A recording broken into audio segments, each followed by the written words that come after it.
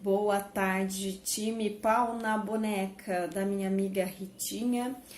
Estou muito feliz com esse convite, muita honra. Aqui quem fala é Flávia Trajano, do Instagram do Jejum Intermitente. O meu trabalho hoje é estudar as vertentes de saúde aplicadas à alimentação e ao jejum intermitente.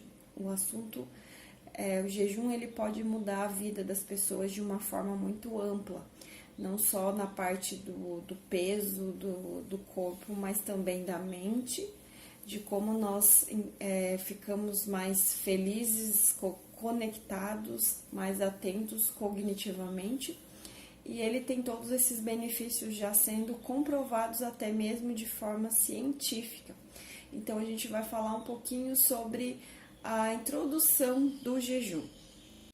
Comer é uma celebração da vida. Qualquer dieta que não reconheça esse fato está condenada ao fracasso. Nós comemos bolo no nosso aniversário, celebramos o jantar de Natal, preparamos banquetes de casamento. A gente nunca comemora aniversário com salada. Precisamos reconhecer um fato: o ganho de peso não é um fenômeno constante, e sim intermitente. O aumento de peso varia ao longo da vida, também ao longo do ano. Se o ganho de peso não é uniforme ao longo do ano, as estratégias para a perda de peso também precisam variar. Você precisa de uma estratégia para aumentar a perda de peso às vezes, com jejuns talvez mais longos, e manter o peso em outros. Uma dieta constante não combina com o ciclo da vida. Há momentos em que você vai comer muito e haverá momentos que você não vai comer quase nada. Este é o ciclo natural da vida.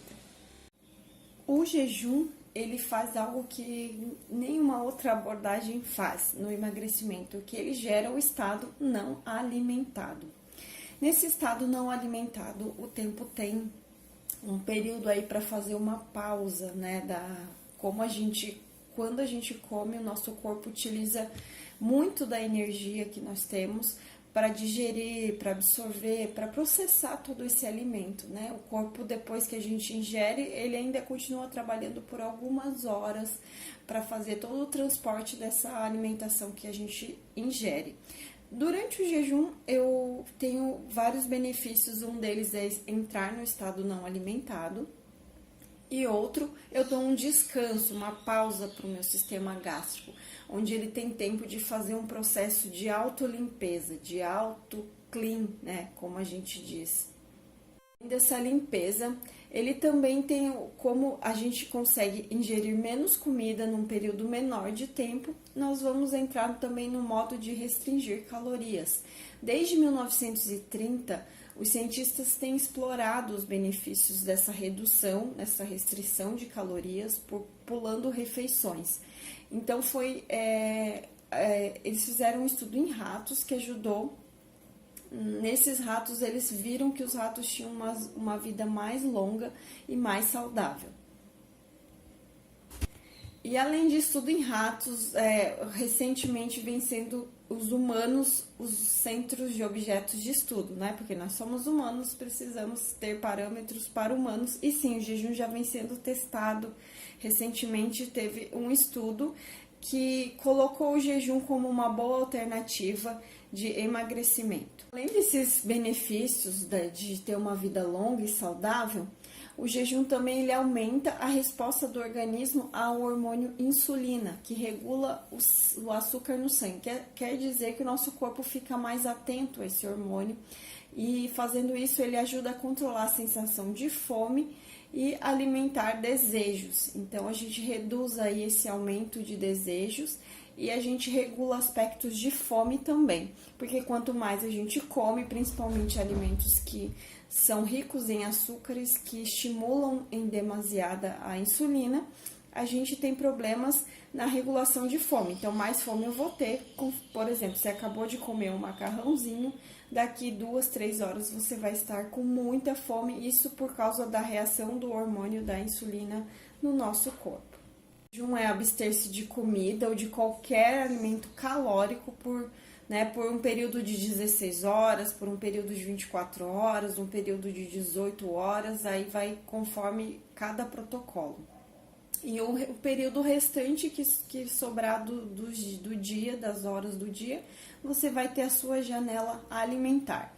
Durante o jejum é permitido líquidos sem calorias, como água, chá e café, porque o chá e o café eles são vindos da infusão, então não possui calorias ali, porque foi feito esse processo da infusão. Já, por exemplo, leite, desnatado ou não, água de coco são bebidas calóricas, né? Então, essas bebidas sim quebram o jejum. Essa prática ela é ideal para pessoas saudáveis e não está indicada jejuns muito longos para grávidas e lactantes. Um dos maiores benefícios do jejum é ter mais liberdade nos alimentos, né? A gente comer conforme essa fome e saciedade natural. Saborear refeições como um churrasco, um ovo, vários tipos de comida, queijos, né? Sem sentir que precisa ficar contando calorias estritamente, porque agora, durante e pós-jejum, nós estamos preocupados com os sinais de fome e saciedade que o corpo vai nos dizer. Só que quando a gente inicia esse estilo de vida, comer demais durante essa janela alimentar é muito comum. Isso pode acontecer se você pular direto para um jejum mais longo ou se escolher uma janela de jejum que seja muito longa. Por exemplo, tem pessoas que fazem jejum de 12 horas e uma janela alimentar de 12 horas. Provavelmente nessas 12 horas a chance de se comer mais é muito maior. Banquetes e festas são uma parte importante da vida. Todas as celebrações são marcadas por comida. Então, como já dissemos anteriormente, que o nosso corpo possui dois estados metabólicos. O não alimentado, que é quando a gente está em jejum, e o alimentado, quando nós estamos comendo. Durante o estado alimentado, o corpo fica no modo de armazenamento.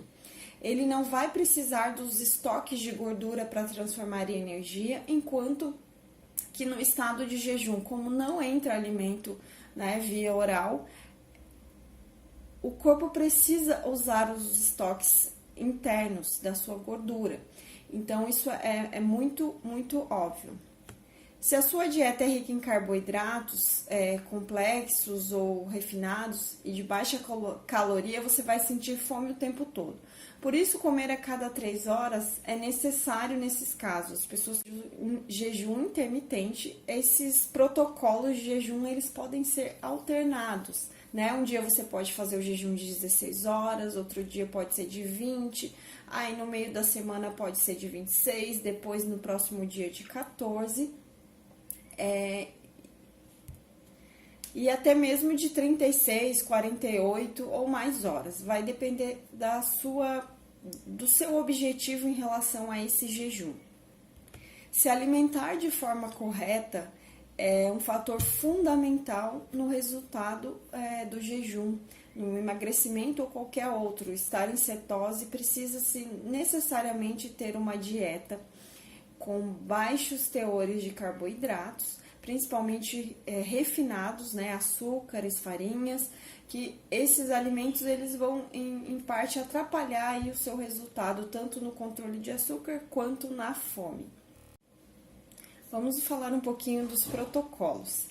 Existe o protocolo de pular refeição aleatoriamente. Não é exatamente um protocolo, mas você pula refeições de uma forma aleatória. Eu acho que todos nós já fizemos isso de alguma forma, né? Aquele dia que você saiu atrasado do trabalho, não deu tempo de tomar café, ou um dia que você teve uma reunião importante na hora do almoço, não conseguiu fazer todas as suas atividades, deixou a refeição do almoço para mais tarde ou para de noite.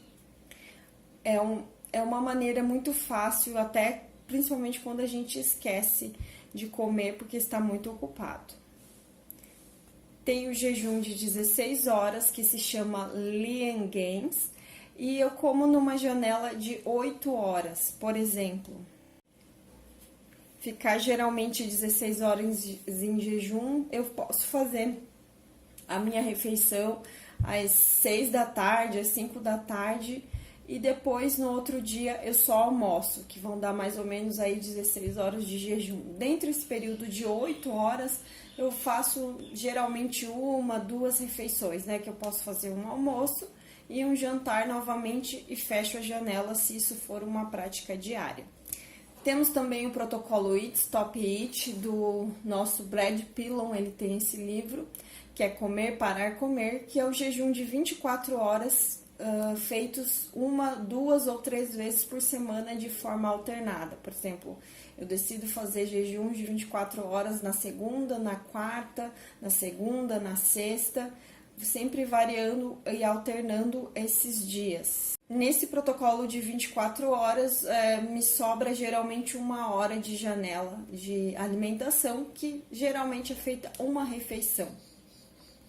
E nos outros dias que você não fizer o jejum de 24 horas, você comer 2 ou 3 refeições normalmente, o ideal para manter o efeito do jejum é você comer conforme a fome, sem exagero, sem compensação, sem pensar, ontem eu fiz um jejum de 24 horas, hoje eu vou comer a mais. Não pensar nessa conta. Sempre seguir o seu corpo e a sua fome e saciedade. Eles são o guia natural e intuitivo para emagrecer e comer na medida ideal que o seu corpo necessita. Regra de ouro: coma menos, mas saboreie a sua comida e, talvez o mais importante, gaste menos tempo se preocupando e pensando em comida. Esse é o principal. Sobre o jejum natural e sobre o jejum programado. O jejum natural acontece geralmente quando você faz uma refeição, um churrasco, come alimentos ricos em proteínas e gorduras. No outro dia você não sente a mínima fome, você vai sentir fome lá 18 horas, 15 horas depois. Então você vai seguir a sua fome natural. O jejum programado é quando eu penso, eu quero fazer um jejum um pouco mais estendido, de 30 horas, mais de 24 horas, né? Porque numa janela de 24 horas a gente sempre sente alguns estímulos, alguns picos de fome, mas ela vem e vai, né? Essa fome que a gente sente, ela vem em ondas. Então, normalmente a gente não passa o dia todo com aquela fome muito latente. O jejum programado, eu vou fazer um jejum, digamos, de 30 horas. Obviamente eu vou ter picos de fome em alguns momentos, principalmente os momentos em que eu estou acostumado a comer. Se todos os dias eu almoço em casa com a minha família, todos os dias esse horário provavelmente eu vou sentir fome, porque o meu corpo me dá sinais fisiológicos também de fome. Que a gente sabe que o comportamento alimentar, a arte de comer, ela não é só um processo fisiológico, né? Nós temos um arsenal aí de comportamentos aprendidos, de estímulos através de cheiro, visão e vários outros aspectos da comida que nos leva a querer comer, não somente a fome fisiológica, mas esses estímulos aprendidos que foram feitos lá desde a nossa infância, fomos estimulados.